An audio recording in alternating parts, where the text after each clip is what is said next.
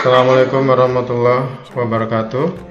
Saya akan coba bahas beberapa soal atau topik yang belum terbahas di pertemuan waktu kita membahas tentang listrik statis. Yang pertama adalah kasus untuk gaya Coulomb yang 3 muatan. Kita langsung saja ke soalnya. 3 muatan listrik terpisah di udara sebagaimana digambar. Ada muatan P, ada muatan Q, dan ada muatan R. P-nya negatif, Q-nya positif, R-nya negatif. Muatan P min 5 mikrocoulomb, negatif 5 mikrocoulomb. Muatan Q positif 10 mikrocoulomb, dan muatan R negatif 12 mikrocoulomb. Yang ditanyakan adalah besar dan arah gaya pada muatan Q. Nah, untuk kasus 3 muatan seperti ini, maka yang pertama bisa kita lakukan adalah kita tentukan arah dari gaya yang dialami oleh muatan Q. Maksudnya begini, kita buat di sini negatif P, positif Q, dan negatif R. Di sini adalah F yang dialami Q-nya berapa. Kita tahu karena Q di sini dia berada di antara 2 muatan, maka muatan Q akan mengalami gaya yang diberikan oleh muatan P, dan dia juga akan mengalami gaya yang diberikan oleh muatan R. Atau dengan kata lain, gaya total yang dialami oleh muatan Q itu adalah gaya yang diberikan oleh muatan P terhadap muatan Q atau PQ ditambah dengan gaya yang diberikan oleh muatan R terhadap muatan Q atau R Q. Nah, karena ini dia dijumlah. Kemudian karena gaya PQ dan gaya RQ ini adalah gaya yang memiliki arah, maka nanti kita lihat apakah muatan F ini ke kanan atau ke kiri. Jadi apakah gaya PQ itu ke kanan atau ke kiri, gaya RQ ke kanan atau ke kiri. Nah, kita lihat di sini. Pertama kita lihat gaya P yang diberikan kepada Q. P karena dia negatif, maka dia akan menarik Q. Jadi dia begini. Ingat, arah gaya muatan negatif adalah menarik ke dalam. Berarti muatan gaya FP terhadap Q adalah dia akan ke kanan, atau muatan P akan menarik Q, kiri FP Q. Ini dia ke kiri ya, ke kiri. Yang kedua kita lihat R. Karena muatan R ini juga negatif, maka dia juga akan menarik, gayanya akan menarik ke dalam dirinya sendiri atau ke kanan. F, R, Q. Jadi muatan PQ dia ke kiri menuju ke muatan P karena P-nya negatif. Muatan gaya RQ dia ke kanan. Kenapa? Karena ini juga muatan R-nya negatif, dia menuju ke arah dirinya sendiri atau menuju ke arah muatan R. Nah, ke kanan kita anggap sebagai gaya positif, ke kiri kita anggap sebagai gaya negatif. Sehingga di sini kalau kita lihat PQ-nya kan ke kiri, berarti di sini adalah negatif. RQ-nya dia ke kanan, berarti dia positif. Ya. Jadi maka ini boleh kita buat begini. FQ sama dengan min FPQ plus F R P, begitu. Nah, setelah ini baru kita hitung masing-masing FPQ dan FRQ. Kita hitung dulu FPQ. FPQ adalah K kali Q, P kali Q, Q per R P Q kuadrat. Ingat, ini rumus berasal dari rumus gaya ya, berasal dari rumus F sama dengan K Q1 Q2 per R kuadrat. Kemudian setelah ini kita masukkan angka-angkanya. K-nya adalah 9 kali 10 pangkat 9. Qp, sini muatan Qp ini Qp berarti di sini. Min 5 mikrokulom. Nah, minnya ini kita abaikan. Jadi 5 mikrokulom itu sama dengan 5 kali 10 pangkat min 6, karena 1 mikro itu adalah, jadi mikro itu sama dengan 10 pangkat min 6. Jadi 5 kali 10 pangkat min 6 mikrokulom kali Kiki itu yang ini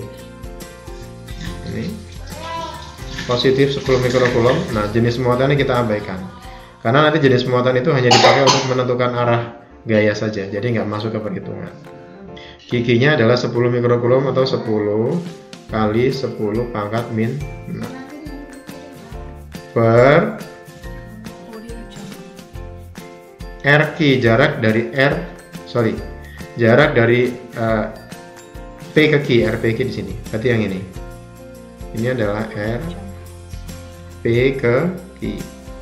Nilainya 6 mm. 6 mm itu sama dengan 6 kali 10 pangkat min 3 dia kuadrat. Ingat, milimeter itu adalah 10 pangkat min 3. Kemudian setelah ini tinggal kita hitung. 9 kali 10 pangkat 9 kali 5 kali 10 adalah 50 kali 10 pangkat min 12, ini ya, 10 pangkat min 6, 10 pangkat 6 per 6 kali 6 kuadrat berarti 36. 10 pangkat min 3 kuadrat 10 pangkat min 6 gitu. Kemudian ini kita bisa sederhanakan perhitungannya. Ini 9 dengan 6, 36 ini berarti 4 ya. Gitu. K sama dengan 50 kali 10. Nah, ini 10 pangkat positif 9, ini 10 pangkat min 12, berarti tinggal min 3. 50 kali 10 pangkat min 3 dibagi 4 kali 10 pangkat min 6 sama dengan, ini 50 bagi 4 itu 12,5 kali 10 pangkat berapa? Min 6 naik ke atas berarti plus 6 kali 10 pangkat min 3 berarti 10 pangkat 3 Newton, atau boleh kita juga tulis sebagai 12.500 Newton. Nah, ini adalah FPQ.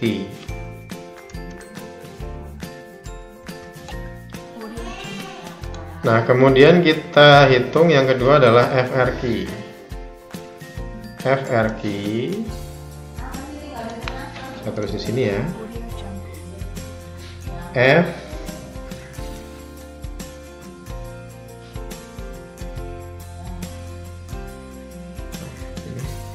FRQ itu sama dengan K kali QR kali Q dibagi R Q kuadrat sama dengan QR. Tadi di sini diketahui QR-nya adalah ini ya, negatif 12 mikrokulom. Ini negatifnya bisa kita abaikan. Di sini adalah QR-nya adalah 12 mikrokulom. Jadi saya tulis di sini 12 kali 10 pangkat min 6 kali Q-nya tadi sudah diketahui di sini. Q-nya adalah 10 mikrokulom. 10 kali 10 pangkat min 6 kulom per RQ, jarak R ke Q di sini. Ini berarti RQ adalah 4 mm, berarti 4 kali 10 pangkat min 3 meter. Ini dikuadratkan. Itu. Kemudian kita lanjutkan perhitungannya di sini. Oh sorry, ini K-nya lupa ya. Di sini 9 kali 10 pangkat 9 ya. Ini. Lupa ini. Terus yang ada di sini. Maka kita tuliskan 9 kali 10 pangkat 9 kali 12 kali 10 120 kali 10 pangkat min 12, ini min 6 dibagi 16 kali 10 pangkat min 6, 4 kuadrat 16, 10 pangkat min 3 kuadrat 16, 10 pangkat min 6. Nah ini sama dengan kita bisa sederhanakan 120 dibagi 16. Buat di sini.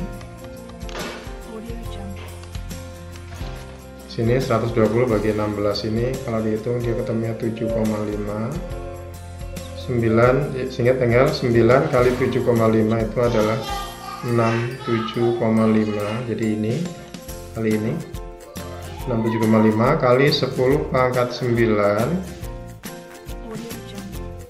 kali 10 pangkat min 6 sama dengan ini min 6 adalah 10 pangkat min 12 bagi 10 pangkat min 6 itu adalah 10 pangkat min 6 sehingga tinggal 67,5 kali 10 pangkat min 10 pangkat 3 Newton atau FRQ adalah 67500 Newton. Nah ini FRQ, ini FPQ. Setelah FPQ dan FRQ sudah selesai dihitung, langkah selanjutnya adalah kita kembali ke sini. Jadi kita tulis FQ adalah min FPQ ditambah FRQ, min FPQ plus FRQ sama dengan FPQ nya adalah min, ya kita minnya tetap dipakai min, kemudian 12.500 di plus FRQ nya adalah 67.500 sama dengan ini berarti tinggal